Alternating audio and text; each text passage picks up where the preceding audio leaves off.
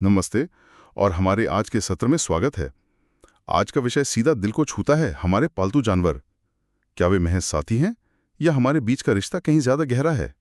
शायद ऐसा जो हमारे जन्म से पहले ही तय हो चुका था। बिल्कुल। और हमारे सामने ना एक किताब के कुछ अंश हैं जो इसी संभावना को टटोलते हैं कि क्या हमारे पालतू जानवर हमारी जन्म पूर्व योजना का हिस्सा हो सकते हैं। इसमें मुख्य कहानी है मार्सिया डेरोज की। एक बहुत ही दिलचस्प व्यक्तित्व है वो। हाँ, मैंने पढ़ा उनके बारे में।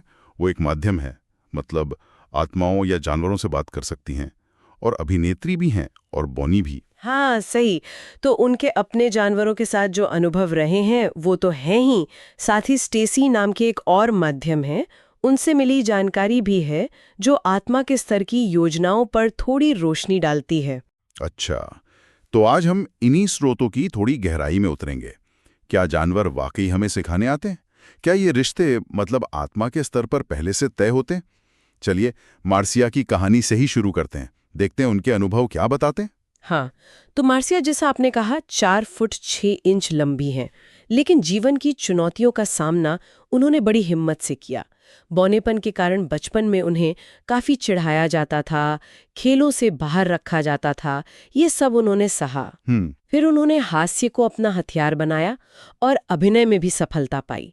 लेकिन एक डर था, अकेलेपन का डर, खासकर माँ की मृत्यु के बाद वो बहुत गहरा हो गया था। और यहीं पर उनके पालतू जानवरों की भूमिका बहुत अहम हो जाती है। हाँ, वो खुद कहती हैं कि अगर उनकी बिल्ली स्नोफ्लेक ना होती तो शायद वो उस मुश्किल दौर से गुजर ही ना पाती। और ये सिर्फ भावनात्मक सहारे की बात नहीं लगती है ना। मार्सिया मानती हैं कि उनके जानवर उनके शिक्षक रहे हैं। बिल्कुल सही। जैसे उनका पहला कुत्ता था डस्टी, अच्छा। एक कॉकरपू। जब बच्चे उन्हें चिढ़ाते थे तो वो डस्टी को गले लगा लेती थी और उन्हें लगता था जैसे डस्टी कह रहा हो, कोई बात नहीं, तुम मेरे लिए परफेक्ट हो। अच्छा। इसने मार्शिया को आत्मप्रेम सिखाया और यहीं से मतलब उनकी जानवरों से बातचीत करने की जो क्षमता थी वो जागी। और फिर वो घोड़ी चीता, वो तो काफी ऊंची थी शायद। हाँ, चीता, एक प्लूमेनो घोड़ी, काफी ऊंची। मार्शिया ने उसे चुना था निडरता सीखने के लिए।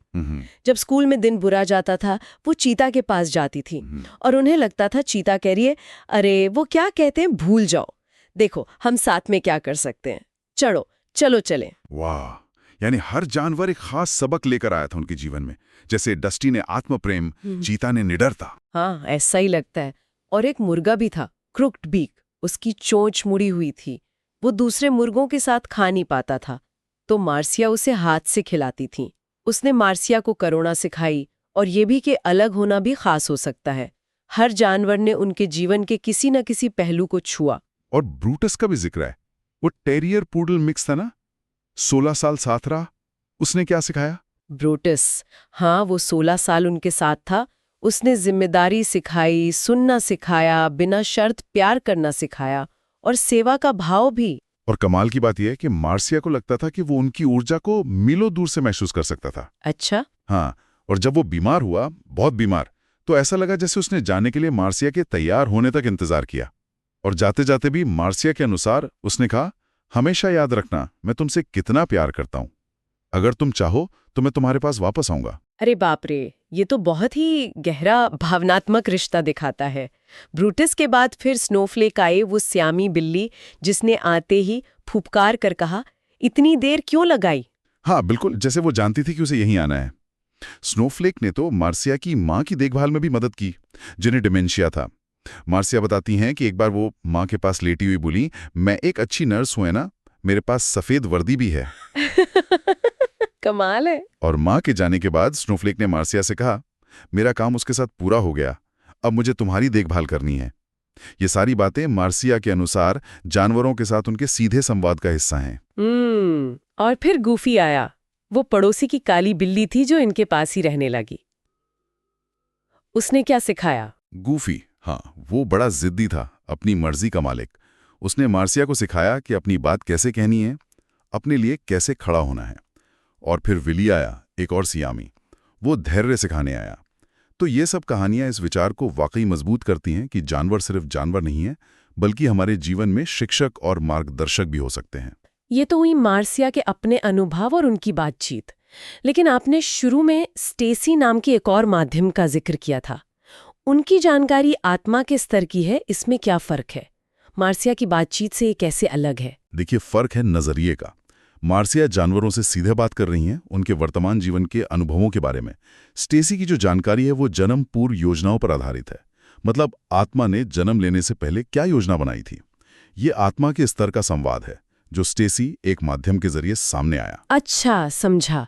तो स्टेसी के सत्र से मार्सिया के बारे में और क्या पता चला? उनकी आत्मा की योजना क्या थी? पता चला कि मार्सिया की आत्मा ने इस जीवन का लक्ष्य चुना था, नेतृत्व और जुड़ाव, इन दोनों को संतुलित करना। और एक कर्म पाठ था, मतलब एक सबक जो सीखने के लिए चुना गया था, वो था स्वयं के साथ अपने रिश्ते के माध्यम से आध्यात्मिक विकास करना, जिसमें अकेलेपन की अवधि भी शामिल थी। और ये उनके अकेलेपन के डर से बिल्कुल मेल खाता है जो उन्होंने महसूस किया था। हाँ बिल्कुल, ये दिखाता है कि कैसे हम चुनौतियां चुनते हैं सीखने के लिए। तो क्या इस योजना में उनके पालतू जानवर भी शामिल थे, आत्मा के स्तर पर? हाँ, और यही बात सबसे ज्यादा दिलचस्प है। स्टेसी ने मार्सिया के एक पिछले जन्म का जिक्र किया, करीब 1870 के दशक का। एक सर्कस का जीवन था वो, और वहां भी मार्सिया जानवरों से बहुत गहराई से जुड़ी हुई थी। और कमाल की बात यह कि उनके इस जीवन के कई पालतू जानवर उस सर्कस में भी उनके साथ थे, लेकिन अलग रूपों में। अलग रूपों में? जैसे कि? ये तो बहुत रोमांचक लग रहा है। हाँ, है ना।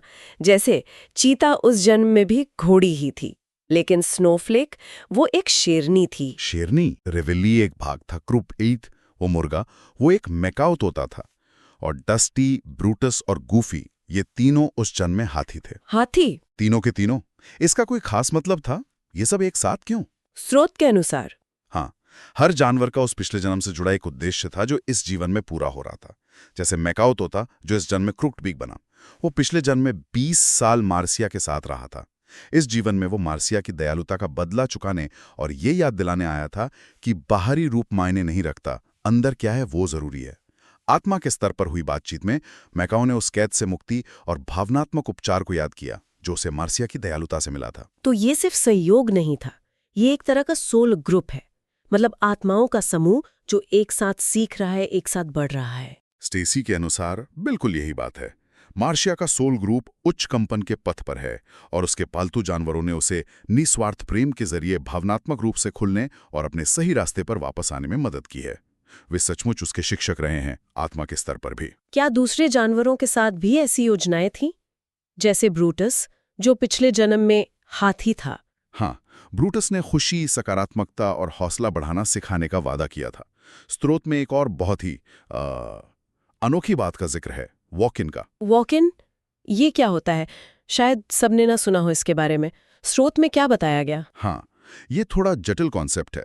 स्रोत बताता है कि इसका मतलब होता है जब एक आत्मा शरीर छोड़ती है और लगभग उसी समय कोई दूसरी आत्मा उस शरीर में प्रवेश कर लेती है। यहाँ ये कहा गया कि डस्टी की ऊर्जा का कुछ हिस्सा ब्रूटस में वॉक इन हुआ था। दोनों का इरादा मार्सिया का मार्गदर्शन करना था। जानवरों में ऐसा होना बहुत दुर्लभ माना जाता है। ये तो वाकई एक बिल्कुल नया विचार है मेरे लिए।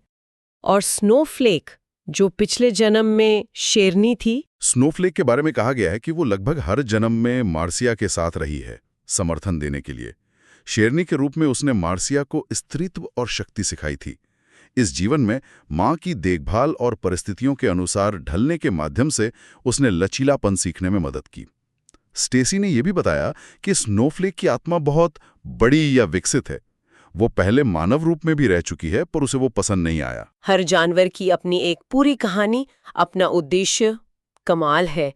चीता, विली, गूफी, इनके बारे में संक्षेप में क्या योजना बताई गई? चीता आई थी भावनात्मक स्वतंत्रता और मजबूती सिखाने, एक मार्गदर्शक की तरह सिर ऊंचा रखना सिखाने। विली, जिसे छोटा लेकिन शक्तिशाली कहा गया, वो दृढ़ता और संतुलन सिखाने आया, और ये भी कि मतभेदों के बावजूद दूसरों में समानता कैसे देखें। और गूफी, जो पिछले जन्मों में हाथी और शेरनी जैसे बड़े रूप में रह चुका था, इस जीवन में बिल्ली जैसे छोटे रूप में आया। वो ये सिखाने आया कि जीवन कभी-कभी छोटे पैकेज में ज्यादा बेहतर हो सकता है और कैसे सावधानी और जिंदादिली को संतुलित किया जाए। ये सारी जानकारी बहुत गहरी और मतलब बहुत विशिष्ट है। ये मार्सिया और उसके जानवरों के इर्द गिर्द ही घूमती है। क्या स्टेसी के गाइड ने जानवरों की भूमिका और उनकी आत्माओं के बारे में कुछ और ज्यादा व्यापक बातें भी बताई जो शायद हम सबके लिए प्रासंगिक हो? हाँ बिल्कुल, और वो बातें भी काफी सोचने पर मजबूर करती हैं। पहली बात तो गाइड ने ये कही कि जानवर हमेशा सिर्फ इंसानों की मदद करने के लिए ही अवतार नहीं लेते हैं, उनका अपना भी विकास का एक रास्ता होता है। हालांकि ये जरूर है कि जो लोग पालतू जानवरों के प्रति खुले होते हैं वे आमतौर पर थोड़ी सौम्य आत्माएं होती हैं। और उनकी बुद्धिमत्ता के बारे में क्या?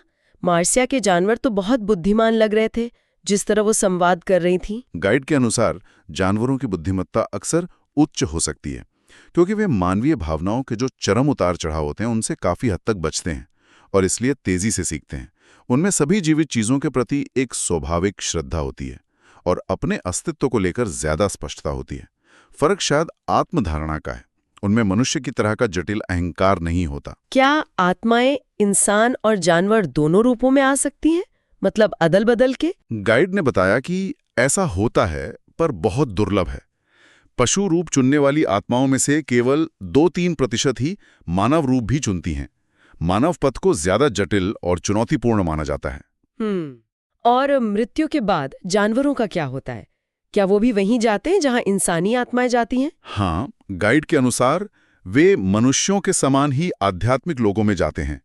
उनकी जीवन समीक्षा बहुत संक्षिप्त होती है। कहा गया कि वे जल्दी समझ जाते हैं। वहां वे खेलते हैं, सामाजिक होते हैं, अपने दूसरे पशु साथियों और अपने मानव साथियों से भी जुड़ते हैं। खासकर उन मानव साथियों की ओर वे आकर्षित होते हैं जिन्होंने उन्हें जीवन में महत्व दिया था। ऐसा कई बार मृत्यु के निकट अनुभवों यानी नियर डेथ एक्सपीरियंसेस में भी लोगों ने बताया है। ये जानना वाकई सुकून देता है। अच्छा, गाइड ने ये भी बताया कि पालतू जानवर आखिर है ही क्यों, मतलब इस पूरी सृष्टि में उनका अस्तित्व क्यों है? उनका जवाब बड़ा सीधा और गहरा था। ये सब महान अनुभव का हिस्सा है। आत्माएं जो चाहें बन सकती हैं, जिस रूप में चाहें अनुभव ले सकती हैं। आजकल चेतना में बदलाव, कॉन्शियसनेस शिफ्ट की बहुत बात होती है। क्या इसमें जानवरों की भी कोई भूमिका है? गाइड के अनुसार हाँ, उनकी दोहरी भूमिका है। एक तो वे मार्गदर्शक की तरह हैं, जैसे थिएटर में सहायक रास्ता दिखाता है ना, ये रास्ता है, वैसे। और दूसरा, वे मानवता के सबसे अच्छे और कभी-कभी सबसे बुरे गुणों, जैसे भावना है, करुणा, क्रोध, इनको धारण करने वाले पात्र की तरह हैं। खासकर इस बदलाव के दौर में, जब इंसान अपने आप से, अपनी भावनाओं से संपर्क खो देते हैं, तो जानवर उनके सर्वश्रेष्ठ गुणों को अपने अंदर थामे रहते हैं। उनकी आंखों में देखना हमें उस भावनात्मक जुड़ाव की याद दिला सकता है जो हमने खो दिया है। ये तो बहुत ही गहरा विचार है। व्हेल और डॉल्फिन के बारे में भी कुछ खास बताया गया था। उनकी भूमिका अलग है क्या? हाँ, उनकी उत्पत्ति थोड़ी अलग बताई गई। व्हेल को समुद्र के हाथी कहा गया और बताया गया कि वे सीरियस ग्रह प्रणाली से बचाई गई एक प्राचीन जाति हैं। और डॉल्फिन खुशी और सद्भाव लाती हैं। उन्हें किसी दूसरी आकाशगंगा से ग्रह से यहाँ लाया गया था। वे संतुलन लाने में मदद करती हैं। गाइड ने कहा कि उन्हें पुकारने से भी जीवन में खुशी और संतुलन आ सकता है। अच्छा, और क्या दूसरे ग्रहों पर भी पालतू जानवर होते हैं, जैसे हमारी पृथ्वी पर है? गाइड के अनुसार कुछ सभ्यताओं में होते हैं, जैसे बिल्ली, कुत्ते या बंदर जैसे प्राणी। कुछ में नहीं भी होते। लेकिन जो ज्यादा विकसित सभ्यताएं हैं वे जानवरों के साथ समानता, श्रद्धा और बहुत गहरे संबंध रखती हैं। तो इन सभी जानकारियों का सार क्या निकलता है? गाइड का अंतिम संदेश क्या था हमारे लिए? अंतिम संदेश बहुत स्पष्ट था। जानवरों को समानता और विनम्रता से देखें। उनमें ज्ञान है, बुद्धि है।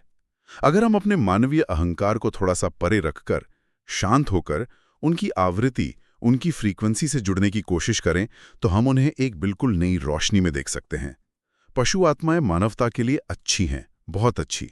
तो संक्षेप में कहें तो ये स्रोत हमें ये बता रहे हैं कि हमारे पालतू जानवर सिर्फ हमारे साथी नहीं हैं, वे हमारे जीवन की एक बड़ी योजना का हिस्सा हो सकते हैं। वे शिक्षक हो सकते हैं, हमें प्यार, आत्ममूल्य, जिम्मेदारी, खुशी जैसे कितने ही अहम सबक सिखा सकते हैं। और उनके साथ हमारा रिश्ता आत्मा के स्तर पर बहुत गहरा, शायद पहले से तय हो सकता है। बिल्कुल। और ये विचार भी कितना महत्वपूर्ण है कि जानवरों की अपनी एक अलग आत्मा यात्रा है, अपना ज्ञान है।